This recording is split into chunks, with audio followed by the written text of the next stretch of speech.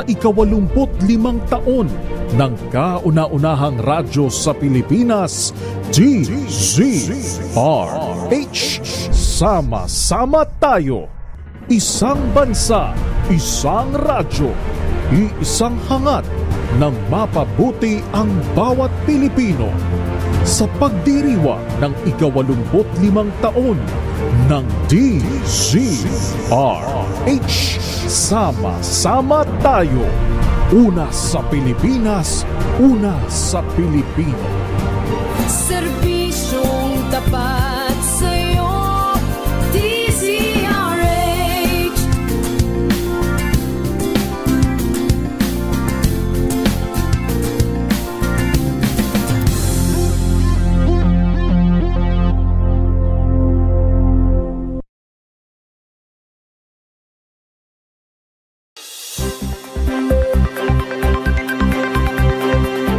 Narito ang mga pinakamainit na balita ngayong tanghali. Ilang lagusan sa Kingdom of Jesus Christ compound napasok na ng Philippine National Police. Oil price hike nakaamba sa susunod na linggo. Mga imported na puting sibuyas inaasahang darating na sa unang linggo ng Setyembre ayon sa Department of Agriculture. Sa MBC TV correspondents, person of interest sa pumatay sa 14 anyos na dalagita sa Davao City nagpakamatay. Sa MBC TV Sports, Arvin Tolentino na itala ang career high 51 points laban sa Converge. At sa Showbiz Batted, Jong Hilario nagtapos ng master's degree in public administration.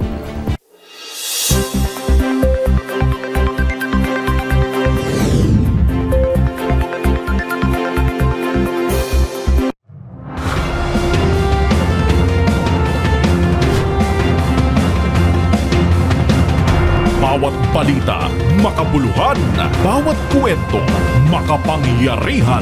Boses ng Pilipino para sa Pilipino. Live mula sa MBC TV Studio. MBC TV Network News.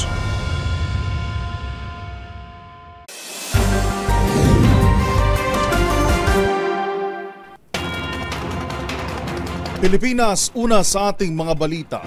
Matapos ang halos isang linggo ng mabusising paggalugad sa Kingdom of Jesus Christ o KOJC compound, natagpuan na ng pambansang pulisya ang ilan sa mga pinaniniwalaang sikretong lagusan dito, maging ang ilang kahina-hinalang construction activities sa naturang compound.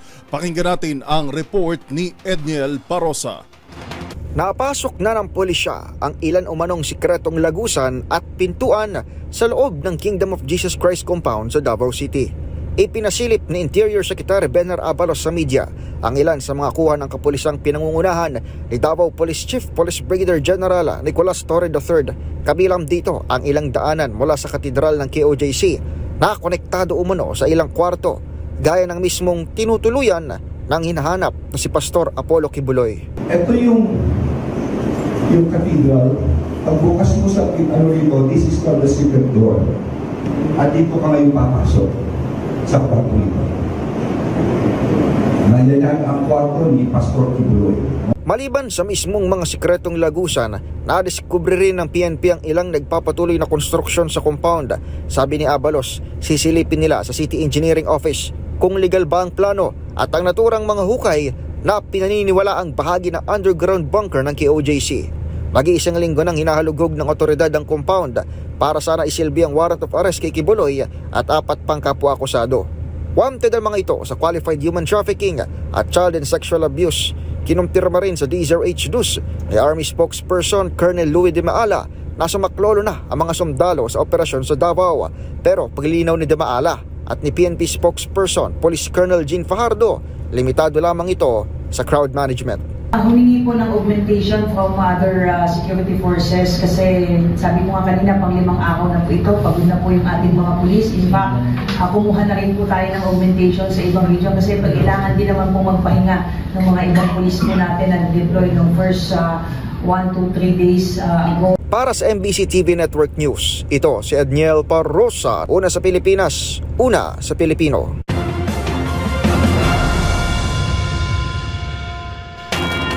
Samantala, pinalawig ng Court of Appeals o CA hanggang Pebrero ng susunod na taon ang freeze order sa mga bank account at real estate properties ng founder ng Kingdom of Jesus Christ na si Apollo Quiboloy. Ito ang kinumpirma ng Anti-Money Laundering Council o AMLAC batay sa resolution ng CA na may petsang August 20. Ayon sa AMLAC, ang 20 araw na freeze order na unang ipinataw ng CA ay nagtapos noon pang August 6. Saklaw nito ang mga bank account ni Quiboloy sa Banco de Oro, Metrobank, kasama ang 7 real estate property nito, isang aircraft, gayon din ang 47 iba pang bank accounts, 16 na real properties at 16 na motor vehicles ng KOJC.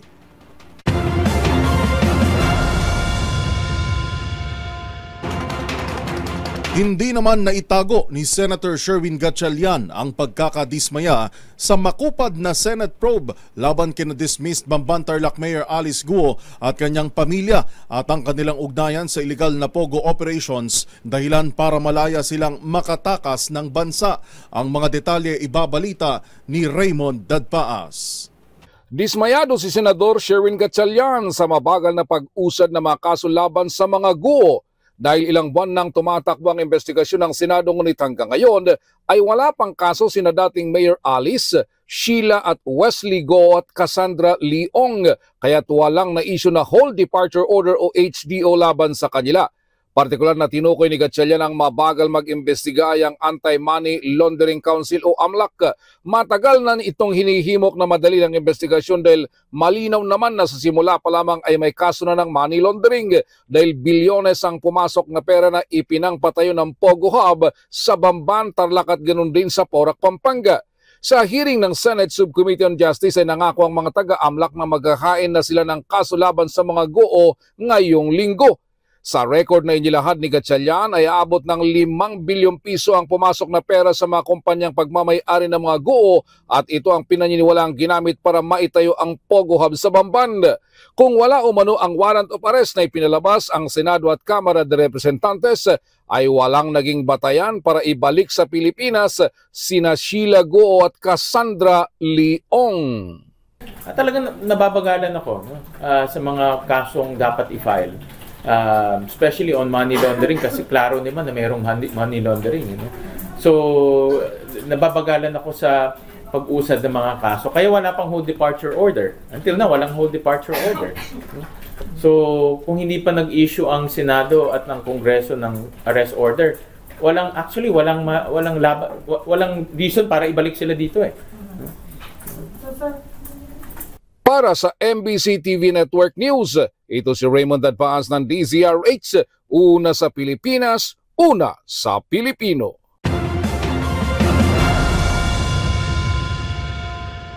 Samantala sa iba pang balita, bad news para sa mga motorista. Matapos ang malakihang rollback sa presyo ng mga produktong petrolyo, asahan naman ang taas presyo rito sa unang Martes ng Setyembre. Ayon sa Department of Energy, magtataas ang gasolina ng 20 hanggang 45 sentimo kada litro. Ang kerosene na may posibleng tumaas ng 45 sentimo hanggang 55 centavos sa kada litro, habang ang diesel na may posibleng hindi gumalaw o tataas ng hanggang 20 sentimo kada litro.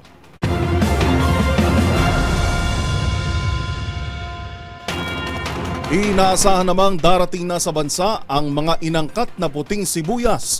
Yan ay sa unang linggo ng Setyembre. Sa panayam ng tune-in kay Tunyings o ng DZRH broadcaster na si Anthony Taberna, sinabi ni Agriculture Secretary Francisco Chu Laurel na paubos na ang supply ng puting sibuyas. Sa ulat ng kalihim, umaabot na sa 120 piso ang presyo ng sibuyas. Mula yan sa presyo nito noong nakaraang linggo na 80 pesos lamang.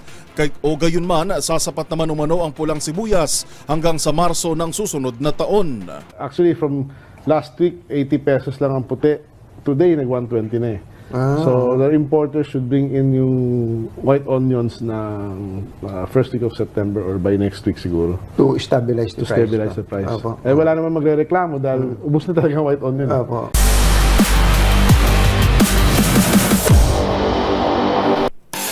Sa mundo naman ng basketball, panibagong career high na naman ang naitala sa kasalukuyang PBA Governors Cup.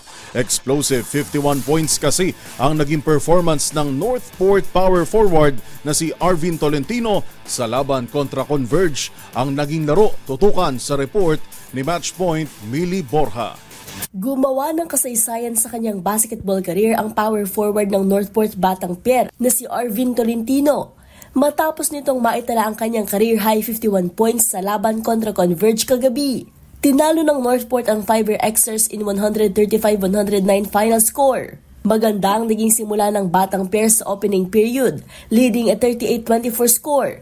12 dito ay puntos mula kay Tolentino. Nagpatuloy pa ang mainit na laro ng Northport, even leading by 29 points with 96-67 scores sa third period. Maliban kay Tolentino, hindi rin nagpoli sa scoring sina Joshua Monson with 19 points, Gio Halalon at Demi Contapay with 13 and 11 points. Si Tolentino ang kauna-unahang local player na nakapagtala ng higit 50 puntos sa PBA. Huli na noong nagdaang 6 na taon na naitala ni Stanley Pringle sa 2018 Commissioner's Cup.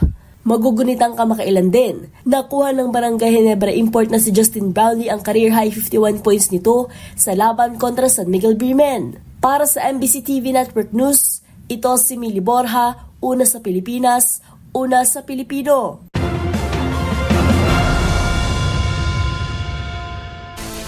Narito mga balitang dapat ninyong abangan. Zero budget para sa oil spill cleanup, kinwestiyon. Mga sospek sa pamamaril sa dalawang lalaking nag-iinuman lang sa Malabon, arestado. Sa MBC TV Sports semifinals ng PVL, postponed dahil sa power outage. Bagong schedule naman, alamin. At sa showbiz spotted, Korean band FT Island makikipag-rakrakan sa Pinoy fans sa September 14. Lahat ng yan sa pagbabalik ng MBC TV Network News.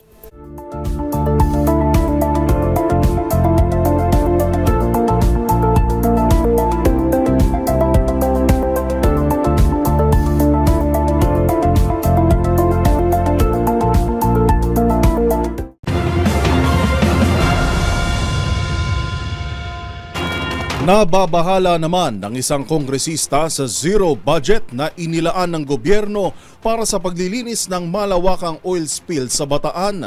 Ang kawalan umano ng pondo ng Philippine Coast Guard o PCG ay isang testimonya sa kawalan ng commitment ng pamahalaan na pangalagaan ang ating kalikasan.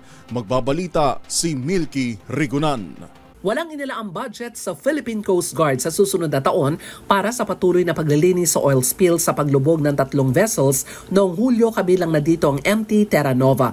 Inamin ito ng PCG sa hearing ng House Committee on Appropriations sa panukalang budget ng Department of Transportation sa 2025. Sa kanyang interpellation, kwenestyon ni Gabriela Women's Party List Representative Arlene Brosas ang mabagal na aksyon ng gobyerno. Sabi ni Brosas, umabot na ng 1 buwan ang nakalipas pero wala pa rin sa kalahati ang nasisipsip na langis mula rito at kumalat na rin sa iba't ibang bahagi ng bansang apektado ng oil spill.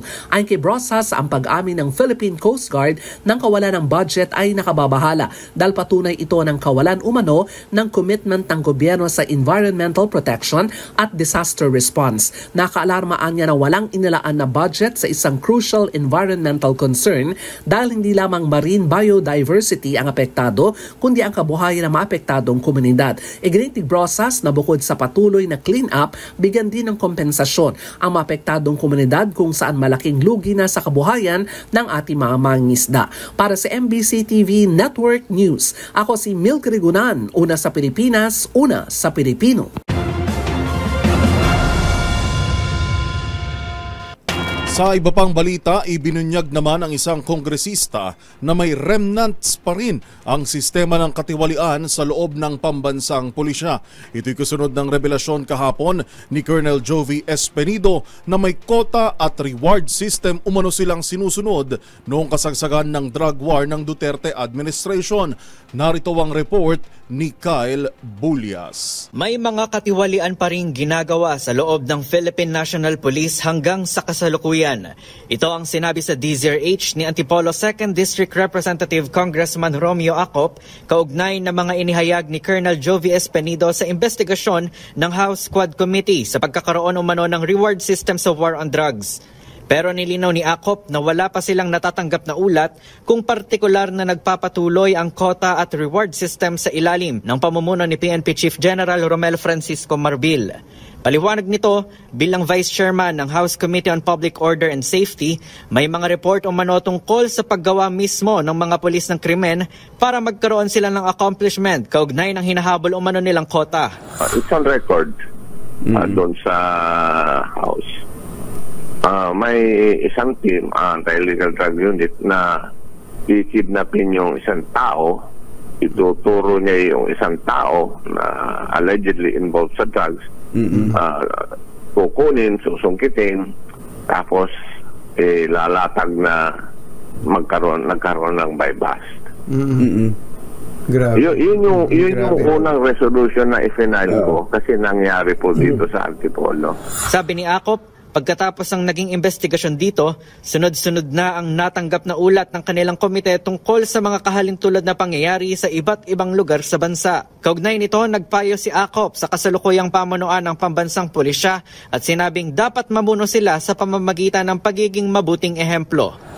Kung mga nanunungkulan dito sa mga pwesto na ito, sila po dapat ang ehemplo. Ehemplo ng kabutihan. Hindi po yung katarag. Bukod dito, dapat din anyang palakasin pa ang disciplinary mechanism ng PNP at kung maaari ay magkaroon na sila ng sarili nilang police justice system. Para sa MBC TV Network News, ito si Kyle Bulias, una sa Pilipinas, una sa Pilipino. Pilipinas. Bagamat bahagyang humina ang bugso ng habagat o southwest monsoon sa western Luzon at Visayas, makakaranas pa rin ng mahina hanggang sa katamtaman at kung minsan ay malalakas na buhos ng ulan ang Bataan, Zambales at Occidental Mindoro. Pulo-pulong pag-ulan naman ang mararanasan sa Palawan at malaking bahagi ng Kabisayaan. Bunsod pa rin ng habagat habang maaliwalas na Biyernes ang sasalubong sa ating mga kababayan sa Mindanao. Samantala, may dalawang cloud clusters na kasalukuyang binabantayan ang Pag-asa. Isa sa West Philippine Sea at ikalawa naman sa silangan ng Mindanao sa labas ng Philippine Area of Responsibility. Sa pagtaya ng Weather Bureau, posibleng lumakas bilang isang low pressure area ang ikalawang cloud cluster within the next 24 hours at pumasok ng PAR. At sa pagpasok nito sa Philippine Seas, ang trough o extension nito ang tinatayang hahatak at magpapalakas sa habagat. Kung kaya simula sa Linggo hanggang sa darating na Martes ay malaking bahagi na ng bansa ang uulanin. Kabilang na ang Metro Manila, Bicol Region, Visayas at Caraga. Kaya naman pinapayuhan ng lahat na magbaon ng payong dahil maulang panahon ang sasalubong sa atin ngayong weekend. Yan ang latest sa lagay nating panahon ngayong Biyernes. Para sa MBC TV Network News, ito si Arnold Herrera. Una sa Pilipinas, una sa Pilipino.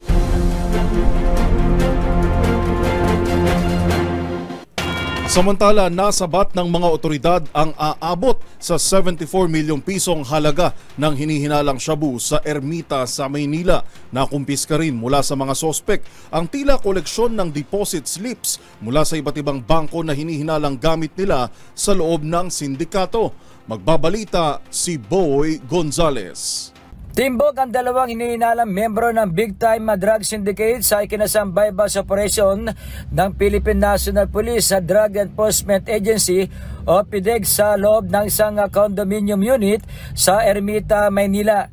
Kinilala ng PDEG ang dalawang suspect na sina Jebrasul Amil, 37 anyos, residente ng Zamboanga del Sur at Rodel Nagal Mutia, 45 anyos, residente naman ng Molino, Bacoor, Cavite.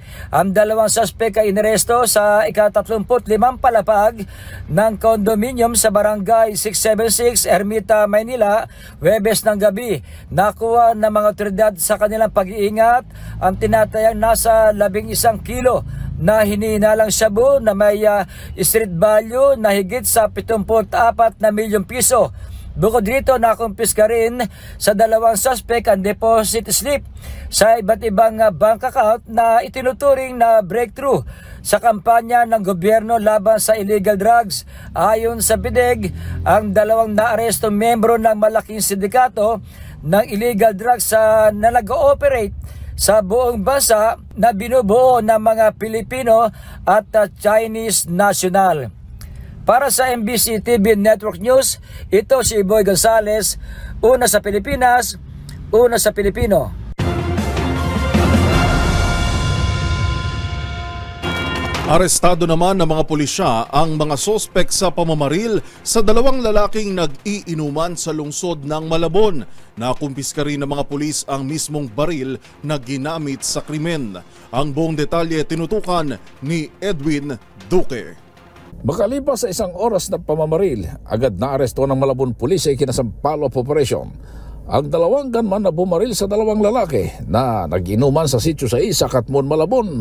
Ayon kay Police Colonel J. Baybayan, alas 5 nitong umaga nang matuntun din ang suspect sa Libis Nodorata Street sa Barangay 18 sa Caloocan. Nahuli sila Paulo Javier at Alfredo Villagomez sa kanilang hideout sa Caloocan ngayong umaga. Ayon sa opisyal, sugatan din sa mga tama ng baril sila Kenji Mundihar at isang John Marie Cardenas, kapwa-residente sa lugar. Sa inisyal investigasyon ng Malabon Police, mag-alas 5 kaninang madaling araw nang dumating ang 2 gunman na sakay ng puting motorsiklo saka paputukan ang 2 biktima. Kasalukuyang nilalapatan ng Lunas ngayon ang biktima sa Tondo Medical Center habang inimbestigahan pa rin ang motibo ng pamamaril.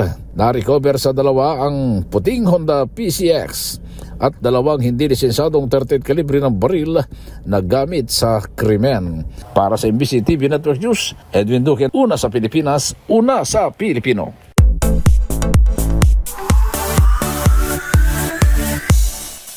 The long wait is over para sa fellow prima donnas o fans ng South Korean band na FT Island.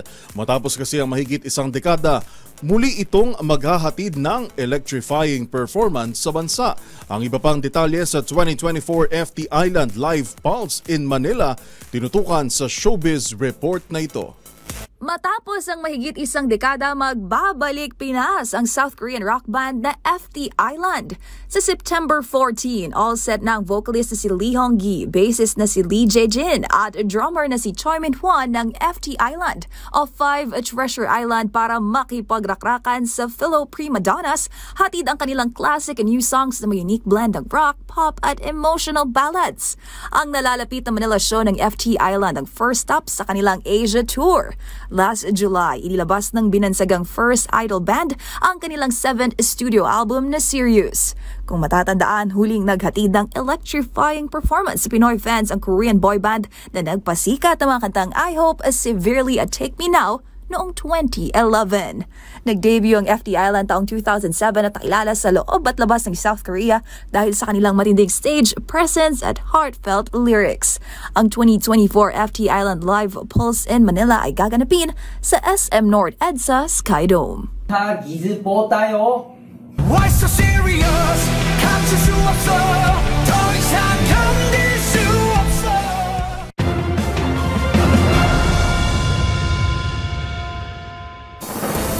Narito pa ang mga balitang dapat ninyong abangan.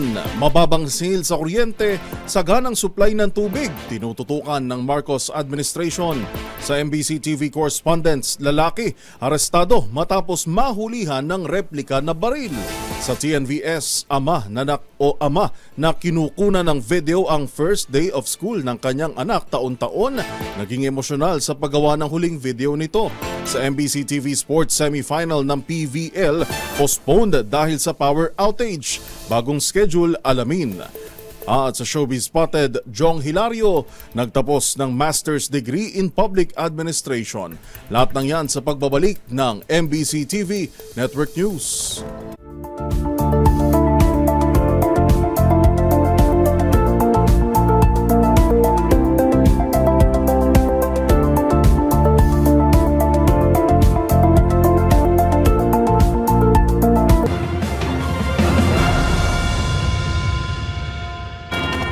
Sa pagpapatuloy ng ating balitaan, hands-on ngayon si Pangulong Bongbong Marcos sa layuning mapagaan ang buhay ng publiko pagdating sa mga pangunahing serbisyo at mga pang-araw-araw nilang pangangailangan. Kung ano-ano yan, tutukan sa report ni Rose Babiera.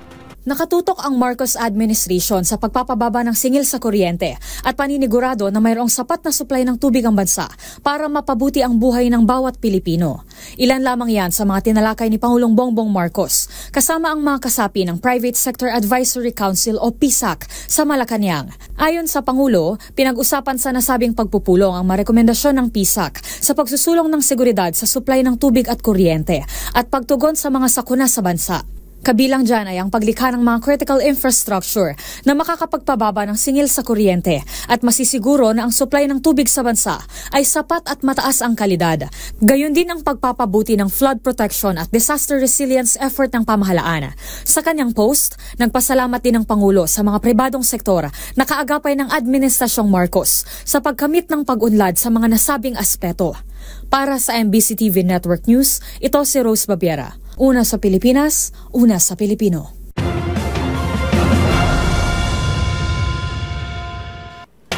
Naniniwala naman ang Trabaho Party List na kailangang magkaisa ng gobyerno, mga pribadong kumpanya at mga manggagawa para labanan ang tumitinding banta ng MPAX sa bansa. Git pa ng partido, hindi na dapat panghayaan na maulit ang delubyong sinapit natin noon dahil sa COVID-19. Nagbabalik si Edniel Parosa. Ngayong tumaas na naman ang mga kaso ng MPOX sa bansa, iginiit ang Trabaho Party List na mahalaga ang pagtutulungan ng pamahalaan, mga kumpanya at mga manggagawa upang makontra ang pagkalat ng sakit. Ayon kay Attorney Filimona Ray L. Javier, tagapagsalita ng grupo, natuto na ang mga Pilipino sa mga dinanas nito noong pandemya ng COVID-19 kaya't hindi dapat maulit ang mga pagkakamali ng kahapon. Kamakailan lamang, inanunsyo ng Department of Health na tumaas na sa 5 ang mga aktibong kaso ng MPOX kaya't nanawagan ng Trabaho Party List sa agarang pagbaba ng mga protocol upang maprotektahan ang kalusugan ng mga Pilipinong naghahanap buhay. Ayon kay Attorney Javier, mahalaga ang pakikipag-ugnayan ng DOH at Department of Labor and Employment para ilatag ang mga dapat gawin at iwasan. Giit niya, dapat ding mag-activate ng mga internal protocol ang mga employer bilang mabilis na pagresponde sakaling magkaroon ng kaso ng MPOX sa kanilang opisina. Nanawagan si Attorney Javier sa mga manggagawa na agad kumonsulta sa medical professionals kung makaramdaman ng simptomas ng MPOX at manatiling nakatutok sa mga anunsyo ng DOH. Para sa MBC TV and Network News, ito si Edniel Parosa. Una sa Pilipinas, una sa Pilipino.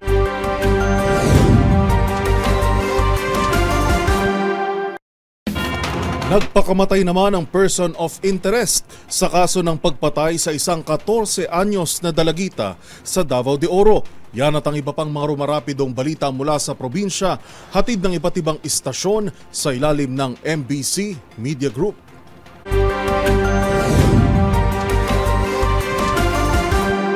Inaalam na ngayon ng Maragusan Municipal Police Station kung konektado ba ang pagkamatay ng isang 14 anyos na dalaga sa nagpapatiwakal na isang lalaki sa Purok 5, Kabidyanan na Nabunturan, Davao de Oro kahapon ng umaga, Agosto 29, 2024. Sa report mula sa Police Regional Office 11, patuloy ang kanilang investigasyon sa pagpapatiwakal ng isang alias JR matapos itong naisama sa persons of interest sa pagpatay sa isang minor de edad na si alias Jules. Kung matatandaan na naiwang mag-isa ang biktima sa kanilang bahay dahil umalis ang kanyang mga kasamahan sa bahay habang nasa abroad naman ang kanyang nanay. Sa pag-uwi ng ama ng biktima, nadatan niyang duguan at hindi na halos niya makilala ang kanyang anak dahil sa daming sugat sa katawan at mukha sa papananaga ng suspect gamit ang itak. Sa ngayon, patuloy pa ang investigasyon ng scene of the crime operatives sa nasabing pangyayari. Para sa MBC TV Network News, ito si June Soter, una sa Pilipinas, una sa Pilipino. Arestado ang isang lalaki matapos makumpiskan ito ng replikang baril, mga bala at droga sa kanyang tahanan sa bayan ng Samal, Bataan. Sa ulat ni Samal Chief Police Captain Gelserio Dizon Jr., nagsagawa sila ng pagsisilbi ng search warrant o paghalughog sa tahanan nitong si alias Jan, na kasama nila sa operasyon ng search warrant ang Bataan PIDMU, at dito nga nakumpiskan nila sa pag-iingat ng suspect sa tahanan nito ang isang M16 na replika airsoft rifle, isang buhay na bala para sa M16, 3 glass pipe tutor, isang burning lighter, isang digital weighing scale na may case na Marlboro, 30 piraso ng maliliit na heat shield transparent plastic sachet na naglalaman ito ng hinihinalang shabu na may timbang ito na 4 na gramo na may standard price na 24,000 pesos. Ang naaresto suspect ay ipinaalam ang kanyang mga karapatan, konstitusyon at sinapa na ito nakakulang kaso. Para sa MBC TV Network News,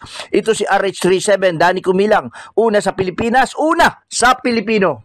Kinumpirma ni Congressman Paul Dasan ang kanyang panukala na sana all may Internet Act o House Bill 10699 ay pasado na sa Kongreso sa butong 203. Layunin nito ang murang internet para sa lahat.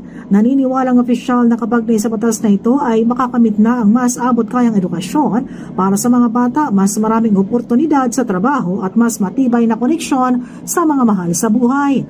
Ayon pa kay Dasan sa kanyang pahayag, aalisin na nito ang Spectrum User Fee na binabayaran sa mga government fees o NTC para sa Wi-Fi at mas bababa na ang babayaran para sa internet service. Isinusuling din ng bill na ito ang pagpapabilis ng internet speed sa bansa at pagpapalawak pa ng internet access sa mga malalayong bayan at probinsya. Mula sa MBC Network News, RH34 Jane Galit Bantayan, una sa Pilipinas, una sa Pilipino.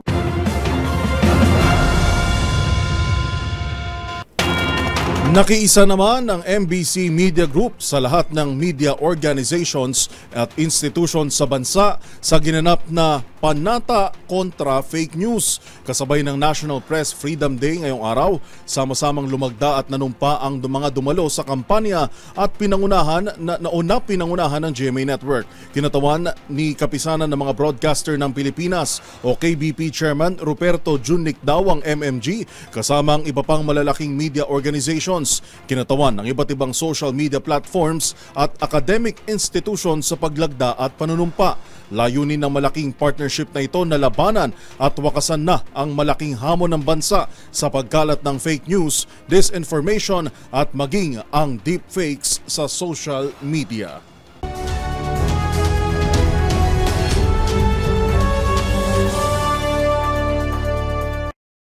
Last First Day. Extra emotional lang isang ama mula sa Pennsylvania na taon-taon kinukunan at ini-interview ang kanyang anak bago ito pumasok sa unang araw nito sa klase. Bukod sa kitang-kita sa video, ang paglaki ng anak mula kindergarten hanggang sa kolehiyo, senior na rin kasi ito at iyon na ang huling first day video na gagawin niya para sa anak.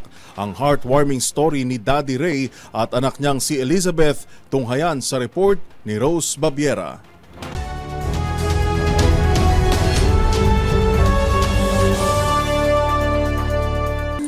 Physical therapist or nurse. Sa maiksing video na ito, matutunghayan ng isang musmos habang unti-unti itong lumalaki at nagdadalaga. Ang batang nasa video ay walang iba kundi si Elizabeth Petelin. Siya ay kinukunan ng kanyang ama na si Ray ng video at ini-interview sa tuwing sasapit ang first day of school nito, taon-taon mula grade school hanggang kolehiyo. Nag-uumpisa ang mga video sa pagpapakilala ni Elizabeth kung saan niya binabaybay ang spelling ng kanyang pangalan. Say your name and spell it. Elizabeth Petelin. E-L-I-C-A-B-E-T-E-L-I-N. Sunod nito, tatanungin siya ng kanyang ama na nasa likod ng kamera kung ano ang nais niyang maging sa paglaki. Mula sa hangaring maging isang guro, doktor, isang magician, baker at ngayon bilang isang physical therapist. Nasaksihan ng kanyang ama kung paano unti-unting nabuo ang pangarap nito sa huling 3 taon ng dalaga sa paaralan. Ngayong senior na si Elizabeth, huling unang araw niya bilang isang estudyante. Ibig sabihin, ito na rin ang huling video na kukunan ng kanyang ama. Dahil dito, hindi naman naiwasan na maging emosyonal ni Daddy Ray. Sa video, biniro pa nga siya ng dalaga kung umiiyak daw ba ito. Laging nagtatapos ang video sa pabaong I love you ng ama at ina sa kanilang anak na si Elizabeth. I love you. I love you. Mommy and Daddy love you. Well, I want you to know we love you, but Mommy and Daddy love you very much and we hope you have an awesome year. I just want you to know that we love you. At sa dulo ng video, ipinakita rin ni Ray ang larawan ng anak kung saan nakahiga ito sa sahig kung saan naman nakasulat ang salitang kindergarten na kanyang ni-recreate at ngayon ay nakasulat na ang salitang senior. Marami naman ang humanga sa ideya na ito at nagsabing gagawin din nila itong practice kapag magsimula nang pumasok ang mga anak nila sa paaralan at maging sa kanilang mga future children. Para sa MBC TV Network News, ito si Rose Babiera. Una sa Pilipinas, una sa Pilipino.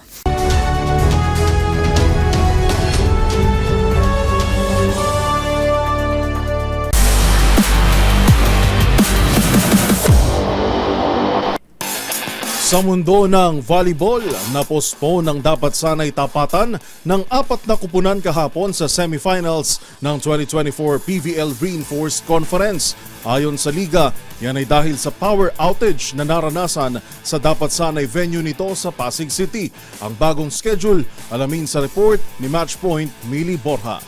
Bagong schedule ang inilatag ng Premier Volleyball League sa semifinals ng 2024 Reinforced Conference. Yan ay dahil sa nangyaring power outage sa PhilSports Arena sa Pasig City, kung saan sana nakatakdang ganapin ang semis kagabi. Sa anunsyo ng PVL, ipagpapatuloy ang semifinals bukas, Sabado, August 31, sa Mall of Asia Arena, kung saan magtatapat ang Akari at PLDT habang magdalaban naman ang Signal at Creamline.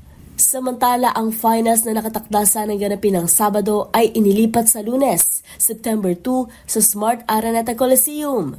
Para sa mga volleyball fans, ang mga nabiling ticket ay otomatikong marirefund. Pagsisiguro ng PVL na ang halaga ng nabili ay maibabalik sa mga bank, e-wallet, card na ginamit sa original purchase. At yan ang mga latest updates sa mundo ng sports. Para sa MBC TV Network News, ito si Mili Borja.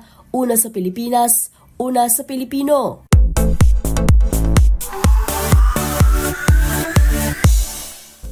Panibagong academic achievement na naman ang nakamit ng binansagang Sample King na si Jong Hilario. Kung noong nakaraang taon kasi, graduate ito sa kursong Political Science. Kahapon naman, nagtapos ito ng Master's Degree in Public Administration. Ang pasilip sa graduation day ng TV host, actor at public servant. Panoorin sa Showbiz Report na ito. All smiles sa kanyang pag-akyat sa entablado ang binansagang Sample King na si Jong Hilario. Hindi para magtanghal, kundi para tanggapin ang kanyang diploma sa pagtatapos ng Master's Degree in Public Administration. Ang TV host, actor at councilor ng unang distrito ng Makati, graduate with highest merits sa World City Colleges, Quezon City. Ang misis nitong si Maia Azores ang nagsabit sa kanya ng medalya. At syempre, present din sa naturang graduation ceremony ang kanilang unika iha na si Baby Sarina. Ayon kay Jong, sumailalim ito sa isang modular program. Time management lang ani ang susi para mapagsabay-sabay ang iba't ibang tungkulin. Kung matatandaan, noong nakaraang taon, nagtapos naman si Jong bilang magna cum laude sa kursong Political Science sa Arellano University. Samantala, kamakailan nga lang, nagsimula na rin pumasok sa school ang kanyang anak at kinaaliwang baby sa social media na si Sarina. Para sa MBC TV Network News, ito pang ni Showbiz Angel Angelica Cosme. Una sa Pilipinas, una sa Pilipino.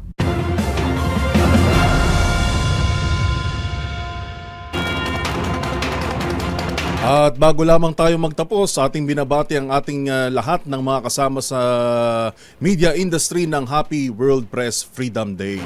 At maraming salamat din sa Gugma PH sa pagpapaabot ng pagbati sa ating lahat. At iyan po ang mga nakalap naming balita ngayong araw ng Biyernes. Sa ngalan po ni Karen Oyong, ito si Yuel Reyes. Magkita-kita tayo muli buka o sa darating ng Lunes para sa mga balitang makabuluhan, mga kwentong makapangyarihan. Hatid pa rin ang boses ng Pilipino para sa Pilipino. Ito ang MBC TV Network News. Una sa Pilipinas, una sa Pilipino.